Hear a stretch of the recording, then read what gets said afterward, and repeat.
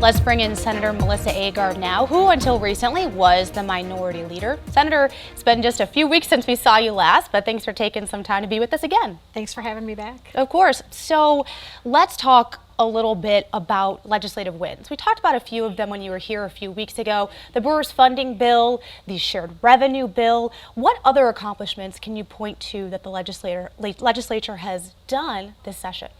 Absolutely. So we have been able to pass some really solid pieces of legislation.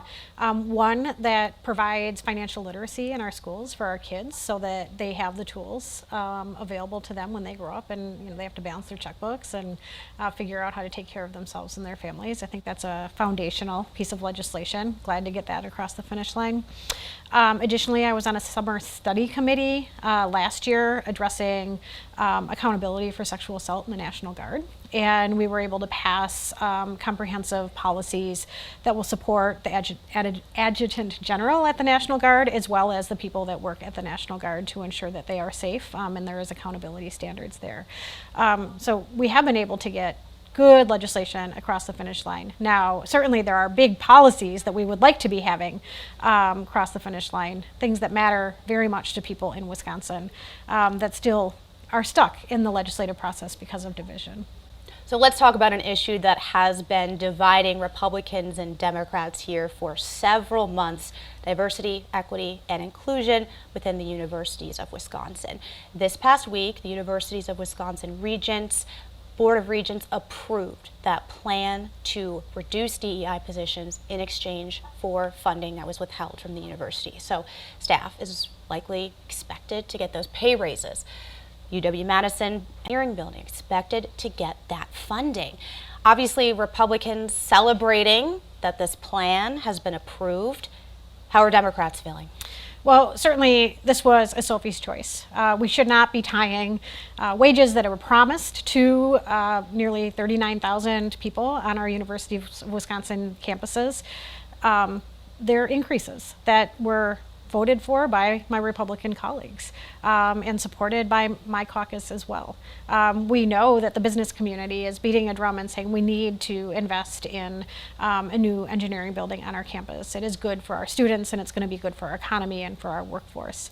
At the same time, we know that some of the most successful businesses and governments and nonprofits out there really support and understand the importance of DEI. Well, what's interesting is Senator LeMahieu, told me that is not, he said he doesn't want to mess with private sector.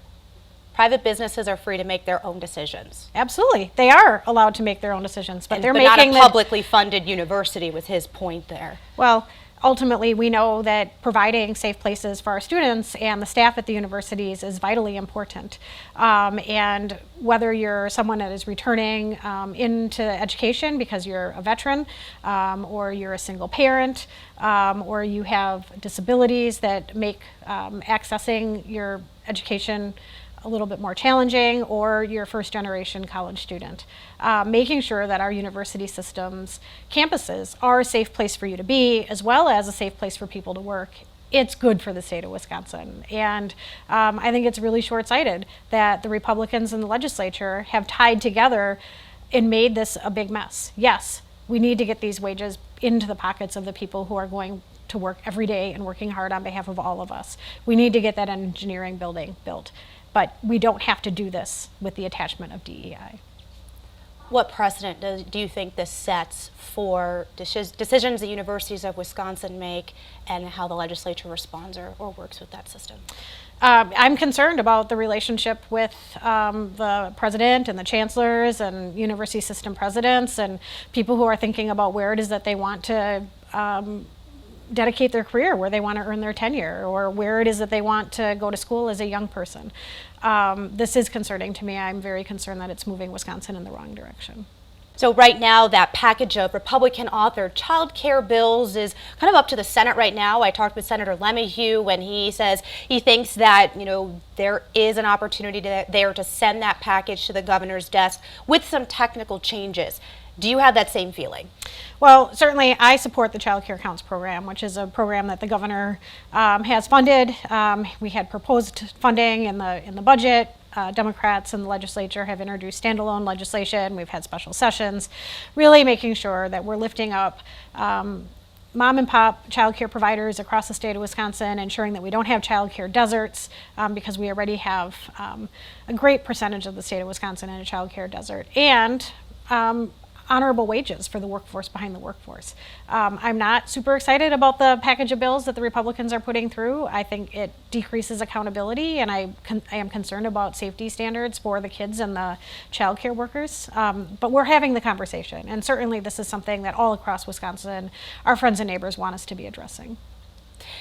Do you anticipate bringing up those concerns with your fellow lawmakers in the Senate? Again, Senator LeMahieu kind of made it seem like technical changes, but do you think that there's support there? Can you get major changes made to the legislation? You know, I'm not sure if we're going to be able to get major changes done to the legislation. Certainly, I wish Senator Hesselbein all the luck in the world as our new Democratic leader in the Capitol building, and she'll be sitting across the table from Senator LeMahieu to see what we can get done. I know that my constituents and the people in the 16th Senate District really support the Child Care Counts program and want us to make sure that we're funding it and we're for long-term investments in childcare in the state of Wisconsin. Let's talk about your legislation to legalize marijuana in Wisconsin. So right now, what is the support for that bill? We know in Wisconsin that the vast majority of folks, nearly 7 out of 10 people in Wisconsin, support legalizing cannabis for responsible adult usage. And despite the fact that the majority of the folks in Wisconsin, including the majority of Republicans, support moving forward, despite the fact that we are literally an island of prohibition with Minnesota, Michigan, and Illinois having legalized for responsible adult usage, after a decade, we haven't even had a public hearing in the Capitol building. It's a matter of when, it's not a matter of if this happens. What's holding it up? Well, certainly what's holding it up is the Republicans' inability to have a public hearing and hear the voices of the people of the state of Wisconsin. They hold all those chips. What will you do if it doesn't make it across the finish line this session? You have a limited time in the legislature next session. Again, it's only a matter of if this is going to pass, and whether it happens at the national level or we get it across the finish line here in Wisconsin. I know that this is an issue that matters very much to people in the state of Wisconsin, and I look forward to being able to cheer it on and do everything that I can to ensure that we have legalized cannabis in Wisconsin for responsible adult usage and have some medicinal components and protections in the bill as well.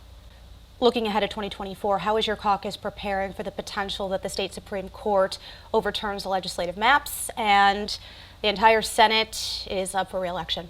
So we're busy traveling around the whole state of Wisconsin. It is a very exciting time, meeting with people who are considering running for office. We have no idea whether or not we're going to have new maps or what those maps are going to look like. But we need to make sure that we are in the best position possible. So if what we are hoping for and what we've been trying for so long, all 33 Senate seats are up for election in 2024, that we have solid, good candidates and that they're ready to go so that, again, the will of the people in Wisconsin can be represented in the Capitol. Do you have any other legislative goals looking forward to either the rest of this session or 2024? We've talked about a couple of them. Are there any that you are really hoping to accomplish in your time? Well, it's clear with 2024, all eyes are going to be on our elections in the state of Wisconsin. So making sure that our election officials have all the tools possible to make sure that they are safe, secure, and fair as they have been, and that we're not continuing to stir rhetoric and false narratives into our election cycle, I think is really important for the legislature to model. Senator Melissa Agard, thanks so much for taking some time. Thank you.